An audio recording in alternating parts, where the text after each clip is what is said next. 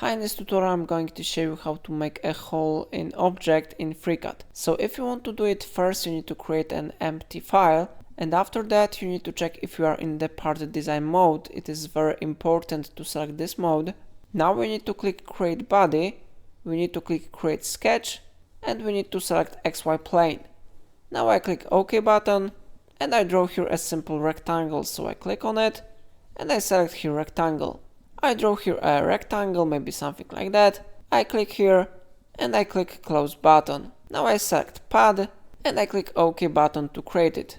Then I need to select here where I want to insert a hole. So for example, I click here and I select here create sketch.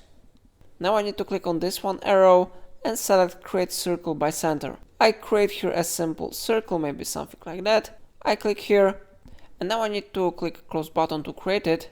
And then if you would like to add here a hole, you need to click on this one icon.